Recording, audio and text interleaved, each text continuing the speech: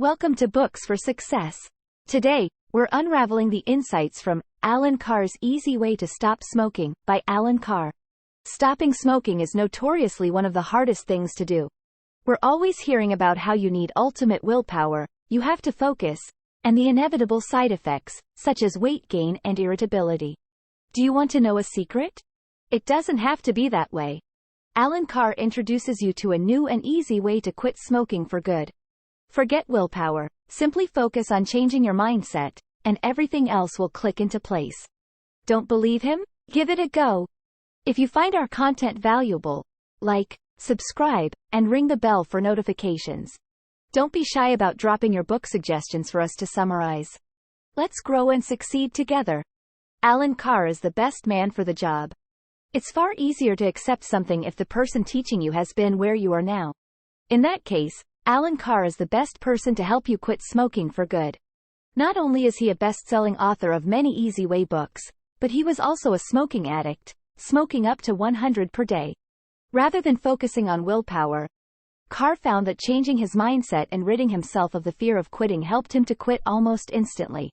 Not only that, but his life has changed significantly since he extinguished that last cigarette. Carr now runs Easy Way clinics all around the world, helping people just like you overcome their smoking habit. He also has a 90% success rate, so you know that you will see results when you follow his advice. When you go to see the doctor and ask for help with quitting, most will focus on scaring you with the health risks. However, for most smokers, that won't work. They simply bury their head in the sand and ignore the risks. The Easy Way doesn't focus on fear tactics. Instead, it focuses on the positives of quitting and frees you from what you falsely think is holding you back.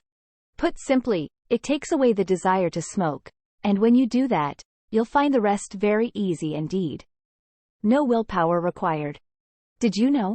Alan Carr's Easy Way to Stop Smoking has sold over 15 million copies worldwide. The number one rule: read the book before you stop. You might think that the decision to stop smoking should be followed by rapid and instant action. You might think that once you stop, you should just do it. Carr advises against that. Instead, Carr advises that you read the book cover to cover and then stop. If you attempt to quit beforehand, you will not benefit from the advice in the book and will not understand the message, i.e., that you need to rid yourself of the brainwashing you have subjected yourself to over time. If you quit beforehand, you won't be ready. Carr suggests reading the book, choosing the time you're going to stop, and then going for it. Before that, you need to ask yourself what you gain from smoking. In essence, you gain absolutely nothing and you lose a lot. Smoking does nothing for you at all. It ruins your health. It makes you a social outcast. And it takes away all your money. Once you begin, you're trapped. What you need to do in order to quit successfully is come to terms with the fact that smoking brings zero benefit to your life. Smoking is a drug addiction. As a smoker, the bottom line is that you are a drug addict. You are addicted to nicotine, a compound contained with every cigarette. You become addicted to nicotine faster than any other drug, and it can take only one cigarette to become completely addicted. Smokers know deep down that they don't need to smoke, but the nicotine is in control, causing a huge amount of brainwashing. No smoker can tell you why they smoke. They might tell you that it helps them to relax or that it helps with stress, but smoking doesn't do either of those things. It's all a fallacy and something that has been fabricated to make smokers feel better about their addiction. Nicotine is a fast-acting drug, and levels within the bloodstream reduce quickly to around half the amount in just half an hour. This prompts the smoker to smoke another cigarette to get another hit. On average, most people smoke around 20 per day. When withdrawing from nicotine, there are no physical pains. However, most notice an agitated or restless feeling over a short amount of time. The main reason that most people struggle to give up is because they've brainwashed themselves into thinking that they're giving up something pleasurable, something they need. That's not the truth. Smoking isn't a genuine pleasure. And it's not a crutch. When you smoke, you aren't gaining anything. It's not the same as when you're hungry and you eat food to satisfy yourself because there's no benefit from that cigarette. Most people assume smoking is a habit, but it's not. Smoking is a drug addiction, and understanding that gives you the strength to quit. There is no sacrifice when giving up smoking. It's vital that before you stop smoking, you question what you are giving up. Carr has already reiterated that when you smoke, you aren't benefiting yourself in any way. Smoking doesn't relieve boredom. It doesn't help with stress. It doesn't make you more confident. It's all an illusion that you have brainwashed yourself into believing. You are a slave to smoking. The hardest part about quitting is the fear beforehand. You're scared that if you stop, you'll have something missing from your life, that you're sacrificing something. However, there is no sacrifice here. Smoking doesn't make anything better. You've just tricked yourself into thinking it does. Many people worry that if they stop smoking, they'll be a slave to stress or they'll struggle in social situations. That's not the truth. When you quit smoking, you'll be free of those worries because the fear no longer controls you. The psychological gains from quitting are huge. Many people spend a huge amount of money every single year on smoking and never question it. Why? Because they've brainwashed themselves into thinking that it's worthwhile. Yet, when they think about buying a large household appliance that costs less than smoking does over a year, they, and about it for many weeks. It makes no sense when you break it down, but it's simply because you've brainwashed yourself into believing that smoking is worthwhile and that without it, you'll be missing something. Did you know? The average smoker spends $22,920 over a 10-year period when smoking one pack per day. Don't bury your head in the sand when it comes to health risks. It's very hard to avoid the associated health risks of smoking. Yet countless people ignore them and carry on regardless. Again, you've brainwashed yourself into thinking that it doesn't apply to you, that you're not going to die as a result of your smoking addiction. You bury your head in the sand and ignore all the risks. If you look at the shock tactics used in advertising, such as the images on cigarette packets or the commercials you see on TV, only non-smokers notice them. Smokers avoid looking because they don't want to believe what they see. It's a common occurrence to hear about someone's uncle who smoked until they were 90 years of age and never had a health problem. Yet, they conveniently forget the countless other people who died because of smoking-associated illnesses. Carr gives the example of being careful when you cross the road. You make a lot of effort to avoid being hit by a bus on a busy street, but you put yourself in the firing line when it comes to the health issues that smoking has been proven to cause. The willpower method is the hardest and most unsuccessful way to quit. When someone decides they're going to stop smoking, they usually try the willpower method. However, this is undoubtedly the hardest way and the method which will lead you into a life of mystery because you'll always believe that you gave up something you genuinely enjoyed.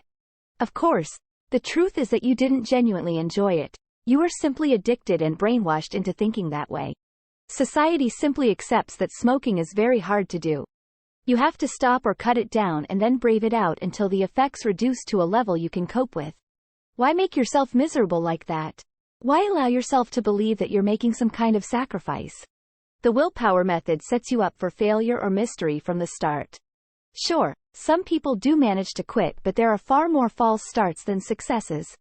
Even those who do succeed often live the rest of their lives thinking they're missing out on something. It's far more effective to understand that as a smoker, you are addicted. The drug you are addicted to causes you to think in a way which isn't accurate. It causes you to be ignorant of the facts when it comes to smoking. You aren't giving up anything of value. You're actually giving up something which simply ruins your life on many different levels. When you do this, you take away the desire to smoke, and the whole situation becomes easier. Did you know? Many smokers using the willpower method attempt to quit around 30 times before they actually succeed. Cutting down is a huge mistake. You might be tempted to cut down on your smoking as a stepping stone towards quitting completely. Carr does not recommend this. By quitting, you're half in and half out, and you still believe that smoking is giving you some amount of benefit. Many smokers who are trying to quit and use the cutting down method wish their days away, waiting until the time they can have another cigarette and feel better. As Carr repeats several times throughout the book, it's not the addiction that's the biggest problem here. It's the brainwashing that the addiction causes. When you cut down, you're still partaking in that brainwashing because you're telling yourself that you're giving up something you actually enjoy. It's all an illusion, and as a result, cutting down is simply a way of torturing yourself. Choose the right time to quit.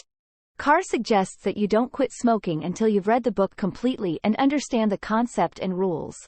However, He also suggests that you choose an ideal time.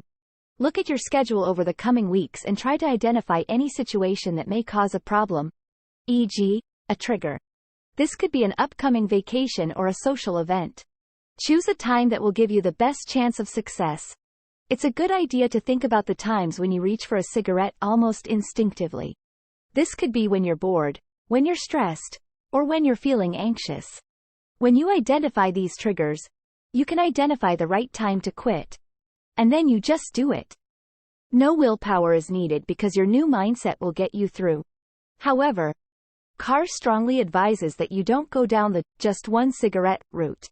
That's how you became addicted in the first place. When you decide to quit, that's it, no more cigarettes. The instructions are easy. Just follow the rules. Alan Carr's easy way is literally that, easy. The reason you assume it's going to be hard is because that's what society wants you to believe. However, when you break down the mindset of a smoker and work to reverse it, you'll find that you don't need willpower to quit. All you need to do is follow the rules, decide that you're going to quit smoking, and be happy about your decision. You may notice withdrawal for a few weeks after you quit, but this is completely normal. It's likely that you'll feel like you need to do something with your hands or you feel restless. A good way to overcome this is to identify the times when you would normally reach for a cigarette and then work to avoid them or do something with your hands at the time. After a few weeks, the craving for nicotine subsides but the brainwashing effects may linger. This is something you need to concentrate on.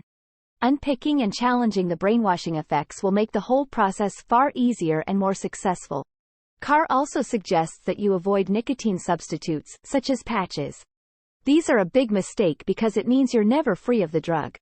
It's also a bad idea to replace smoking with something else, such as overeating or drinking. You're aiming to bring benefit into your life, not replace it with something else. Conclusion. Many people find it hard to stop smoking simply because they believe they're giving up something that benefits them in some way. The truth is that smoking has no benefit to anyone. It's simply an addiction that manages to brainwash at the same time. Alan Carr's easy way to stop smoking teaches you that by understanding what smoking really is, you can overcome the fear of quitting and, therefore, successfully rid yourself for good. Try this. Ask yourself why you smoke. What do you believe it brings to your life? When do you find yourself smoking the most? Is it when you're stressed, when you need to relax, etc.? Identify the best time for you to stop smoking, taking into account any upcoming events which could derail your efforts. Thank you for joining us on this enlightening journey. If you've enjoyed our summary, consider reading the full book for a more in-depth exploration. Before you go, hit that like button. Subscribe if you haven't yet, and share this video with someone who could benefit from these insights. Until next time, keep reading, keep learning, and keep growing.